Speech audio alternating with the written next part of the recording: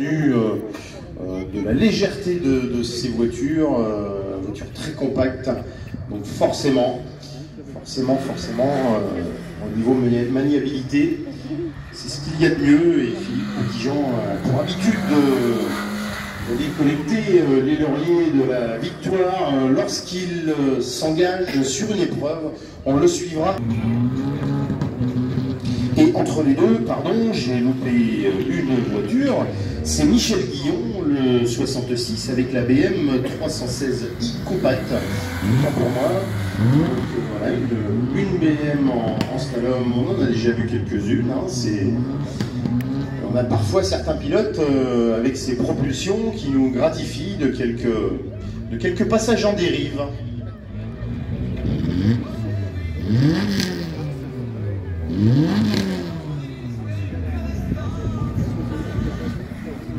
Vous voyez, ces autos du groupe Loisirs, donc, qui sont des voitures de série avant tout, hein. Et bon, en fonction du modèle qu'on choisit, on peut voir que voilà, ils n'ont pas du tout le même comportement qu'une voiture de compétition. Voilà, je pense que là, sur la piste, on va avoir un rattrapage entre deux concurrents. Voilà, Philippe Petitjean qui arrive sur les talons de la 206.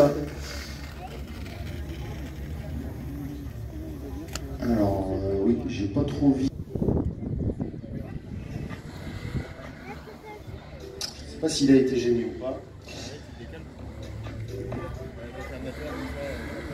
Voilà, donc je vous disais, les voitures, ces voitures de loisirs, hein, qui sont des voitures de série, et on le voit de par leur comportement. Elles restent souples malgré tout, même si on a quelques modèles qui sont plus sportifs. Voilà, comme la Secma, qui est déjà une voiture très basse, très racée pour la course. Une voiture qui va s'élancer maintenant, le 64, Hervé Le Gall, qui sera le prochain à s'élancer avec une Caterham.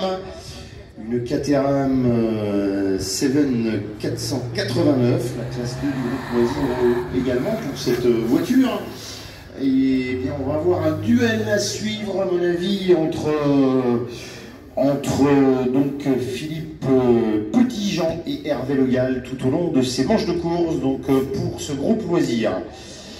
Bien sûr, avec cette Citroën AX, une AX voie large, hein, donc c'est pour notre ami Paul Fernandez.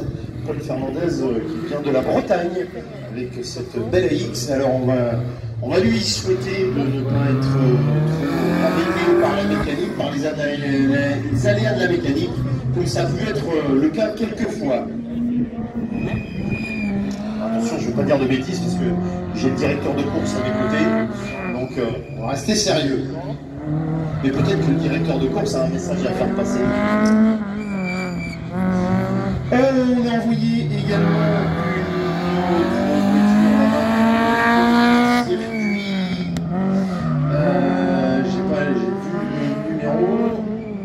C'est une 106. Ah bah oui, c'est notre ami Tony Chelot avec cette 106 XSI dans la classe 1 du groupe F2000, le numéro 60. Tony Chelot, qui sur une petite cylindrée. On le connaît maintenant, notre ami Tony, il change souvent de monture. L'an dernier, je l'ai vu évoluer à la course de Côte de Bornezo avec une très belle Clio 3 Cup. Et il y a eu du changement depuis. Retour en classe 1 du groupe avec cette très belle 106, une 106 qui me semble très affûtée, d'après ce que j'entends et je vois.